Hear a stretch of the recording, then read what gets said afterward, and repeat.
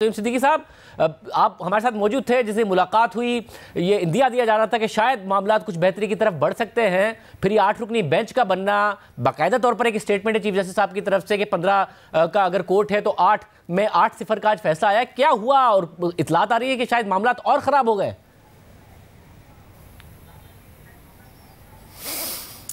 जी हाँ जाज़ेब, आपको याद होगा कि हमने कहा था और ये भी कहा था कि एक जुडिशल कमीशन के हवाले से कुछ जो है वो तजावीज़ दी गई जो तस्लीम की गई। लेकिन जो आपका सवाल था फुल कोर्ट के हवाले से और जुडिशल साइड के ऊपर जो कुछ हो रहा है उस हवाले से, तो उस पर मैंने कहा था कि कुछ भी कहना क़ब्ल अज़ वक्त होगा। लेकिन आज की जो होने वाली डेवलपमेंट्स हैं वो बहुत ज़्यादा हंगामा खेज़ हैं। बहुत ज़्यादा कोशिशें हुई हैं कि एक मरतबा फिर जब ये बेंच समाअत करने जा रहा था उससे पहले, और उन कोशिशों को जो है वो बहुत संजीदा लोगों ने जो है वो उसके अंदर समझाने की कोशिश की गई। लेकिन जो रिस्पांस जो है वो चीफ जस्टिस पाकिस्तान की तरफ से मिला है, वो रिस्पांस की बुनियाद के ऊपर हम ये कह सकते हैं कि जो मामलात हैं वो पॉइंट ऑफ नो रिटर्न तक पहुँच चुके हैं।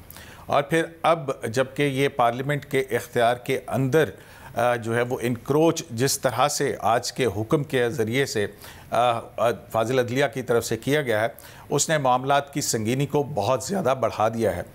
और जो हमारे सोर्सेज हैं जो वो ये हमें बता रहे हैं कि सब कुछ ठीक नहीं है, और बात यहाँ तक जा सकती है कि फिर घर को बचाने के लिए बहुत कुछ कुर्बानियाँ भी किसी को देना पड़ती हैं।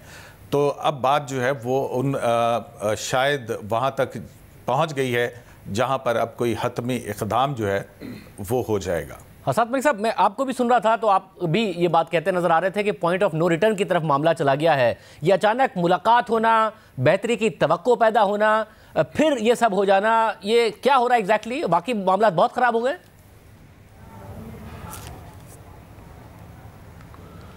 जी बिल्कुल शाहजेब, इस वक्त जो सूरत हाल है सुप्रीम कोर्ट में वो बहुत गंभीर है और इख्तलाफात पॉइंट ऑफ नो रिटर्न पे हैं। कोई प्रैक्टिकली एफर्ट नहीं की गई कि जजेस में जो इख्तलाफात थे, जो उनके ग्रीवेंस थे, उनको दूर किया जाए। अल्टीमेट जो मामला था वो चीफ जस्टिस साहब ने ही इनिशिएट करना था।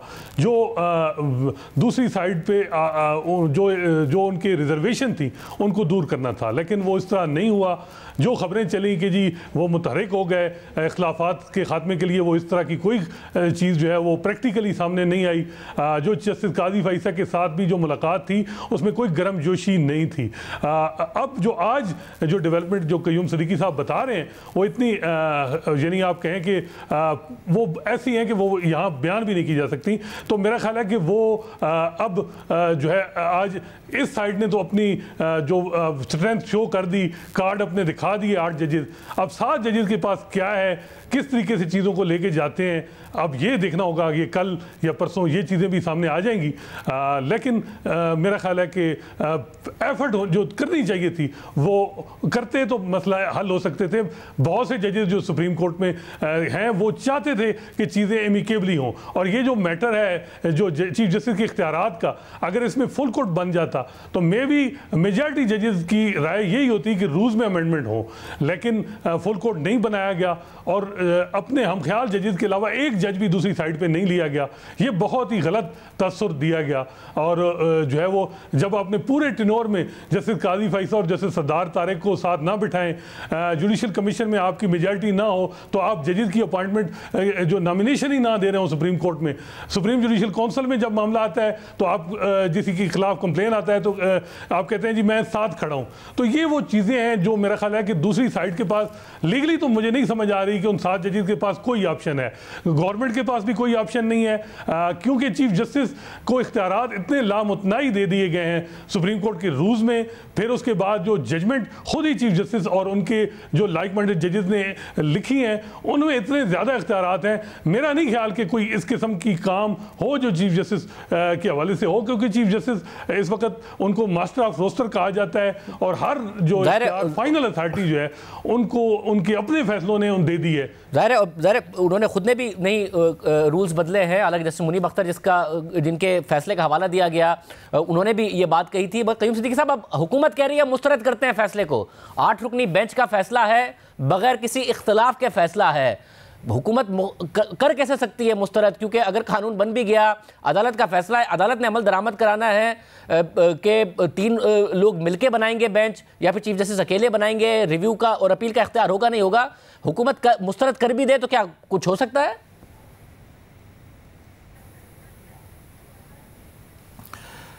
देखें, वो बिल्कुल जाहिर है, लेकिन जो डेवलपमेंट्स और तरफ से हुई हुई हैं, जिसमें जो 4 फाजिल जज साहिबान हैं उनके जो अदालती फ़ैसले आए हैं, उन फ़ैसलों के अंदर बहुत ज़्यादा ऐसा मवाद मौजूद है जो अगली पेशरफ्त का पेश ख़ैमा जो है वो बन सकता है। और इस हवाले से आज भी अब ये देखें कि बहुत ज़्यादा तनकीद हो रही है कि चीफ़ जस्टिस का इख्तियार और चीफ़ जस्टिस बेंच तश्कील दे रहा है और ख़ुद उस बेंच के अंदर बैठा है। तो एक ये भी एक कॉन्फ्लिक्ट ऑफ इंटरेस्ट और फिर जो अदालती ज़ाब्ता अखलाक है, उस हवाले से बहुत ज़्यादा सवालात जो हैं वो चीफ़ जस्टिस ऑफ पाकिस्तान की ज़ात के ऊपर उठ चुके हुए हैं। और उनमें जो है जिसको हम आम फहम के अंदर जुडिशल मिसकॉन्डक्ट की बात करते हैं, तो अब उसमें अगर हम देखें तो वो इफ्तिखार मोहम्मद चौधरी साहब का जो फ़ैसला आया था, उसमें एक नोट भी है जस्टिस इजाज़ अहमद का कि अगर जज के ख़िलाफ़ जो अगर वो चीफ़ जस्टिस हो किसी का भी, क्योंकि वो जज जो है उसने भी इस बात का चीफ़ जस्टिस ने भी हल्फ उठाया होता है कि वो अदालती ज़ाब्ता अखलाक का पाबंद होगा, और अगर रेफरेंस आए तो फिर चीफ़ जस्टिस को नहीं बैठना पड़ेगा, वहाँ पर बैठना चाहिए। लेकिन जो बात है, मैं आपको बताऊं कि जो कोशिश जिसकी तरफ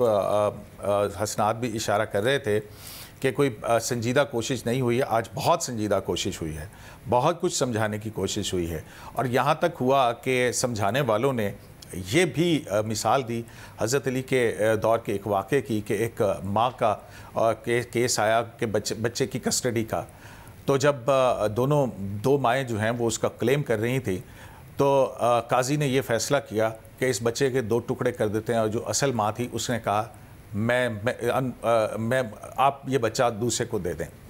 ये भी मिसाल जो है वो दी गई, लेकिन मामलात इससे भी कहीं ज़्यादा आगे बढ़ चुके हैं। दूसरा फरीक किसी तरह से भी किसी बात पे तो वो कह रहे हैं कि दूसरा फरीक किसी बात पे तैयार नहीं है। साथ में आप भी क्विकली बताएगा, फिर कुछ हो सकता है? चीफ जस्टिस के पास मेजॉरिटी भी है, लामहदूद इख्तियारात भी हैं, जो उन्होंने आज ज़ाहिर स्टेटमेंट है 8 रुकनी बेंच से बगैर किसी इख्तिलाफ के फैसला देने का। जी बिल्कुल, मेरा भी यही है कि एफर्ट इस साइड से नहीं हुई चीफ जस्टिस साहब और इनकी तरफ से, और बिल्कुल खामोशी, और जो काम करना है वो कर रहे हैं। और मुझे तो कोई समझ नहीं आ रही कि हुकूमत के पास तो कोई ऑप्शन नहीं है इस वक्त चीफ जस्टिस साहब के हवाले से। जो भी वो करेंगे वो फाइनल अथॉरिटी होंगे। अब उनके जो ब्रदर जजेस हैं 7, वो क्या करेंगे, किस तरह करेंगे, अब ये चीज़ें वो खुद ही आगे जो है वो चीज़ें आ जाएंगी सामने। इसमें कोई शक नहीं कि जिस तरीके से चीज़ें चलाई गई हैं उसमें ट्रांसपेरेंसी को नहीं मलूज़ रखा गया, रूल्स को, प्रोसीजर को जो है वो नहीं उनको देखा गया, और सारा सिर्फ फोकस जो था वो जो उनको ऑब्जेक्टिव्स है वो उस पे हैं, और वो किसी चीज़ पे वो अमूमन अदालतों में ये होता है कि ड्यू प्रोसेस के साथ ही इंसाफ किया जाए, तो ना यहाँ ड्यू प्रोसेस हो रहा है, ना इंसाफ दिखता हुआ नज़र आ रहा है। तो अब देखें जो अगले 2-3 दिन हैं उनमें क्या पेशरफ्त होती है।